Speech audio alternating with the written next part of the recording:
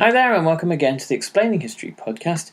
And today I'm going to look at the relationship between food shortages and the outbreak of the Russian Revolution. Now, it's no secret to anybody that revolutions are far more likely to occur in times of intense material hardship, and particularly when there is food insecurity. You only need to look at the French Revolution, the Chinese Revolution in 1911, and the overthrow of the Kaiser, the German Revolution in 1918, to see this.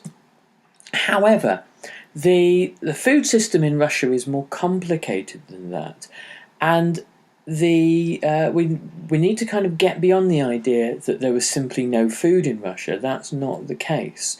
Russia, contrary to much of what has been said, was actually becoming far more food secure.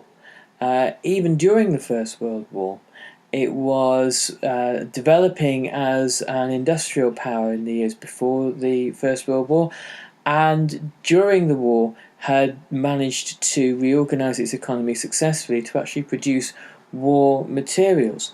So the culprit here, as we shall see, isn't so much the economy, it's not so much a chaotic society, it's the autocracy. It is the means of governing and managing Russia's resources and population. So today I'm going to be looking at the first volume of Stephen Kotkin's three-part biography of Stalin. The good thing about this book, and I urge everyone to get it, not just if you're interested in Stalin, but interested not even in Russia, but he's written essentially a world history that revolves around Stalin. This is a history of the 19th and 20th century that kind of uses Stalin as a means of examining that. Particularly, obviously, it's Russia-focused. But it is an excellent book, and Stephen Kotkin is one of the most interesting scholars on Russia, like the very much admired Sheila Fitzpatrick, who takes kind of contemporary and easy fictions about Russia and then turns them on their heads, often. So let's dive in. So one of the points that Stephen Kotkin makes is that revolution was no surprise. It came as almost no surprise to Russia's secret police, the Okhrana. Throughout 1916 and 1917, nearly every branch of the Okhrana was warning of revolution, saying it was coming, as well as mass anti-Jewish action, the periodic bouts of anti-Semitic violence that had been synonymous in Russia in the 19th century, the pogroms.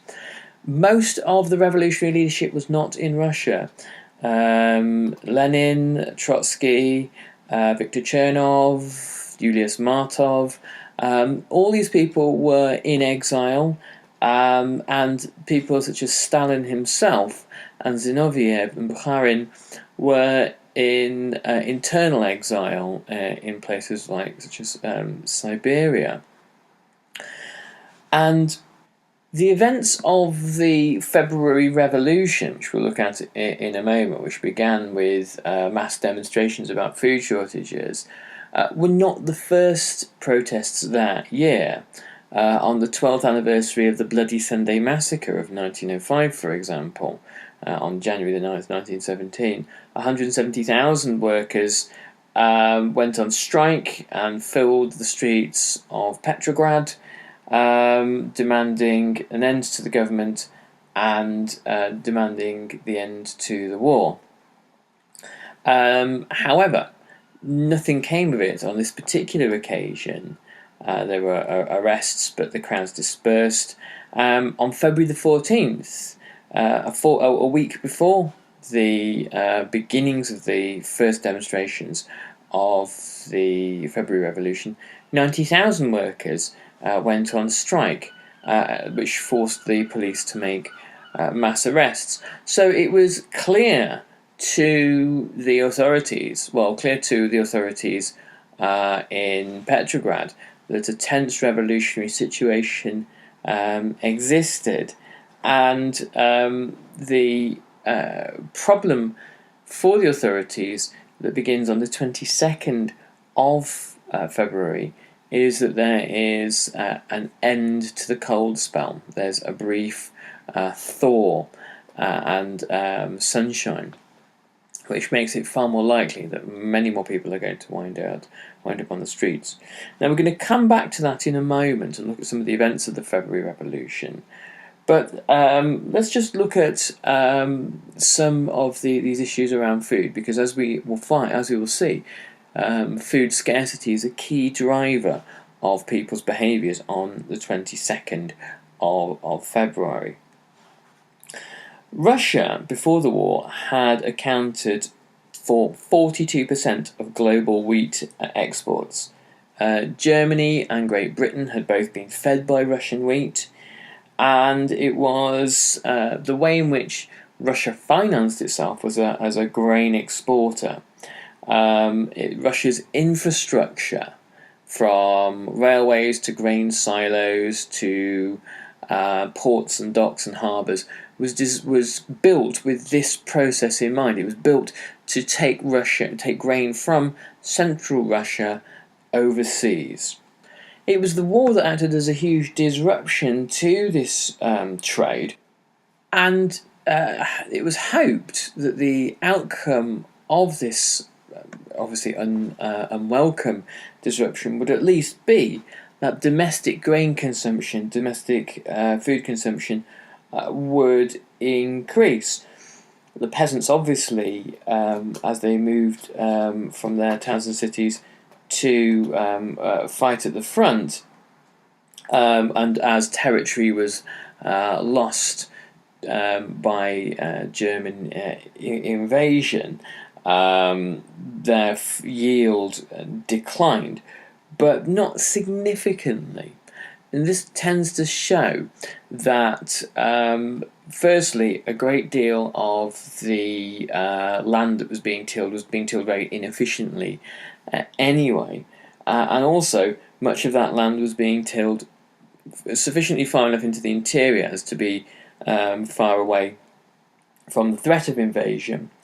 There was a flow of peasants from, even those that didn't go to fight, from the villages to the towns and cities. But the great body blow to Russia's food economy comes not from the enemy, but from the Russian army itself. Half of all Russia's sellable grain in 1916 was consumed by the Russian army. We have to clarify that slightly. Half of it was allocated to the Russian army. How much of it was finally consumed by the Russian army is questionable. A lot of it didn't make it to the front. A lot of it winds up rotting in grain barns and in railway sheds, because the system of transportation that had previously existed had existed for this other purpose that we mentioned of export to foreign markets such as Western Europe, and the calibration of the railway system to get grain to the front was very inefficient, and there was a very poor bureaucratic system that made it likely that foods would simply be lost. So the peasants didn't get to eat it, the army never consumed it, and it never got sold. It just rots somewhere within Russia. But an even bigger factor than this was the fixed grain prices that had been established by the government grain monopoly, and these had been fixed far too low to make it attractive for the peasants to sell their grain to the state. At the same time, the pressure of war on the economy had led to inflation in manufactured goods, meaning that the things that the peasants would traditionally buy in return had become extremely expensive.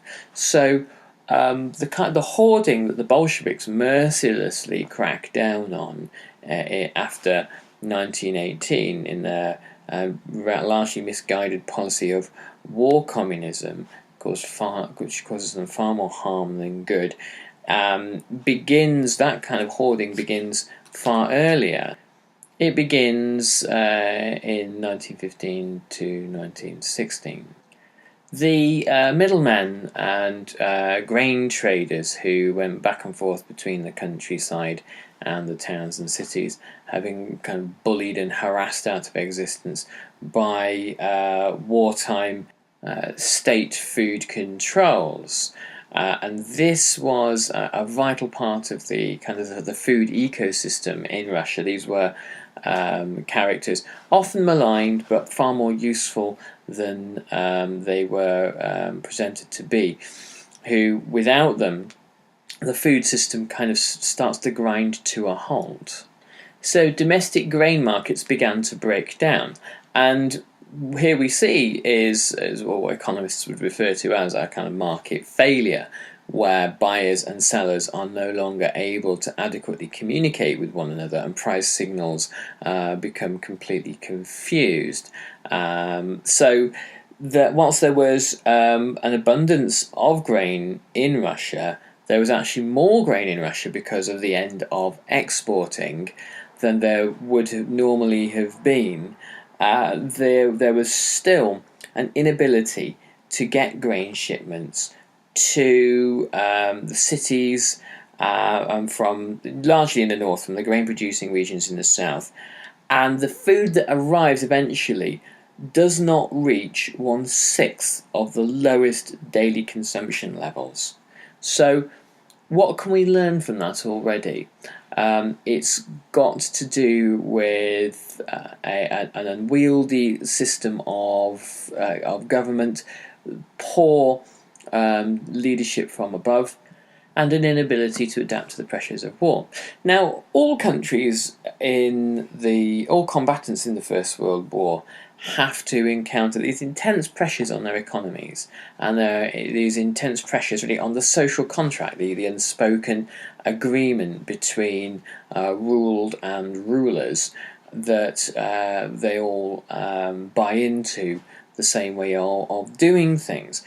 If you take the example of Great Britain, by 1916, David Lloyd George, as the Minister for Munitions, brings about kind of an almost institutional revolution in the way the country is managed, the way the country is fed, the way the country works, and the way that the country galvanises all its efforts to win the war. When he's referred to as the man who won the war, it's a fairly accurate comment.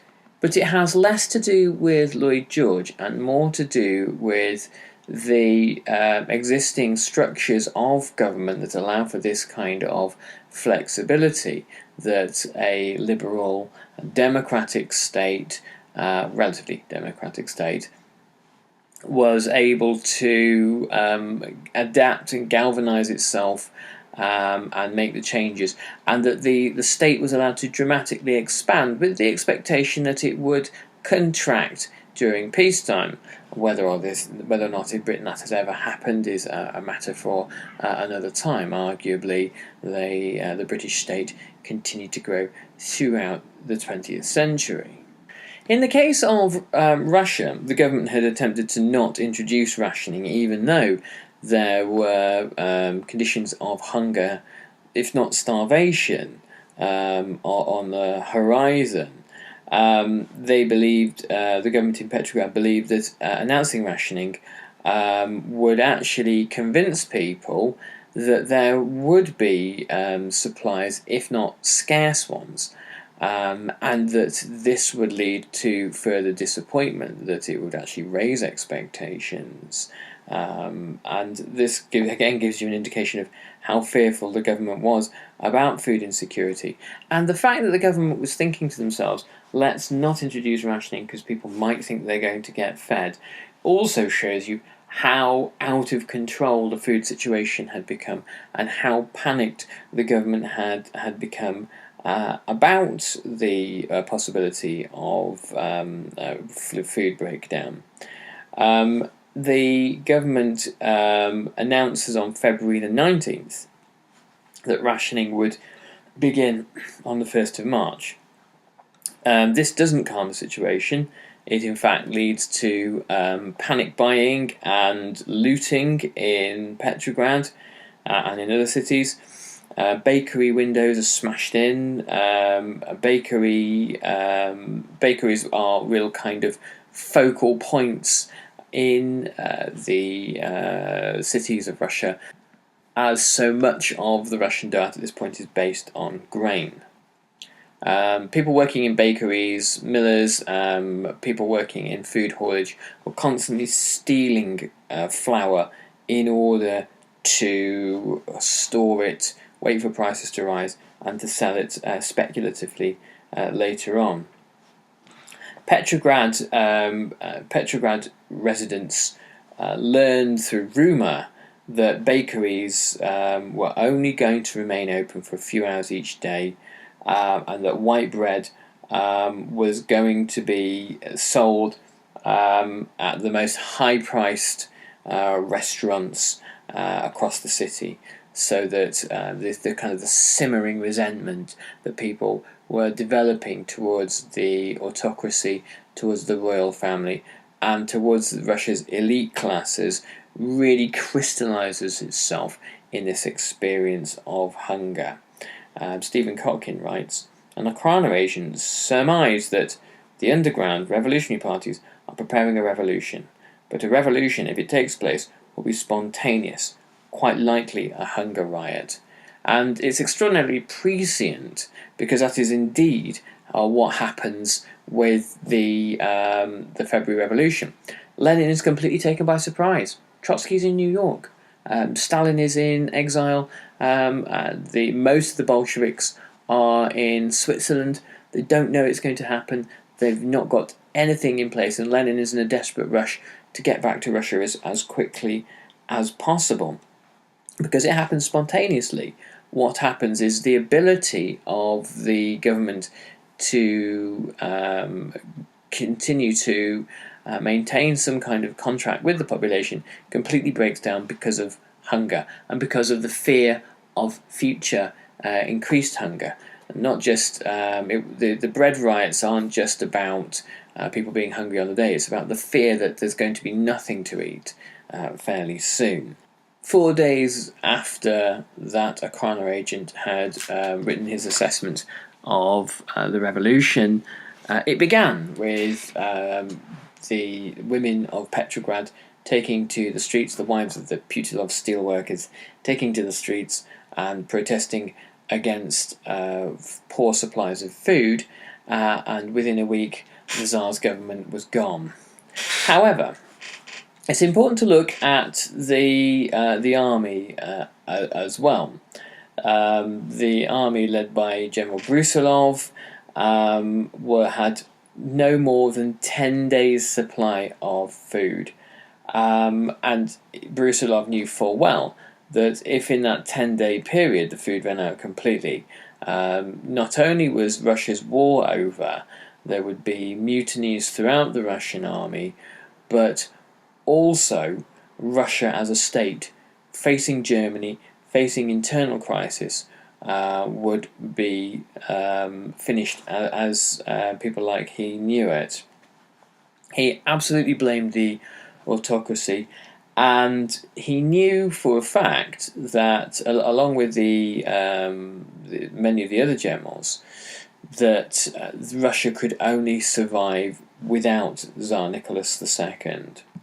In this climate, and this is following the murder of Grigory Rasputin, the Siberian peasant monk who'd been the king's closest confidant in December 1916. In this climate, the army, the top brass of the army, along with some of the Tsar's cousins, had been considering removing him from power.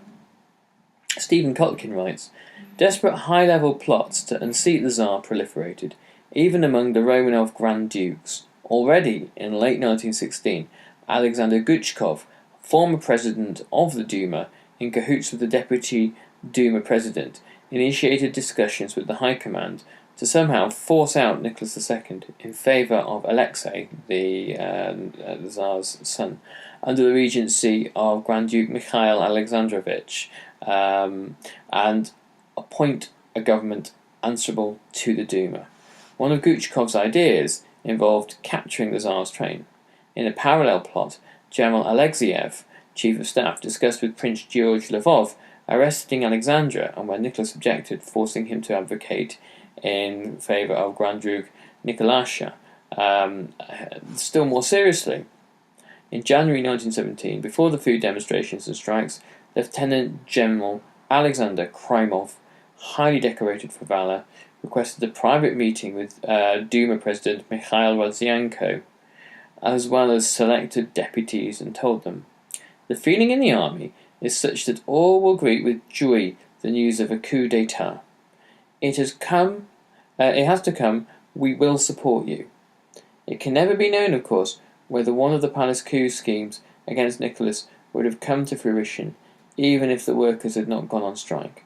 But with the masses having seized the capital streets, elites seized the opportunity to abandon the autocrat."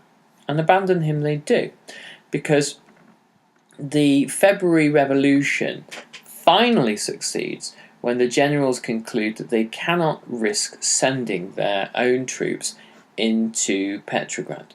They cannot risk sending them there because they believe that they will, as the mutinying soldiers in Petrograd have already done, go over to the side of the revolution. It is the generals who conclude that the Tsar's position is untenable, and all advise, indeed insist, that he step down. It's the generals who believe that if the war is properly organised and managed, it can be won, and it is the generals who believe that unless the Tsar goes, then all manner of revolutionary forces will be unleashed in Russia if they're not careful. So here we have an interesting story that is really a kind of a story of economic history, how the inability of a state to economically function during periods of extreme crisis leads to dramatic revolutionary change, but also how those who are in power at the time choose to respond to these challenges. And in the case of the generals, there was only loyalty there in as much as they had faith in the Tsar to keep the entire system going. And when that faith comes to an end, they abandon him as quickly as they possibly can do. Anyway, I hope you found that useful and interesting, and I will catch you on the next podcast. I'll probably put one out later today. If you can support us on Patreon, that would be greatly received. And I will speak to you all about something interesting in the not too distant future. All the best, bye-bye.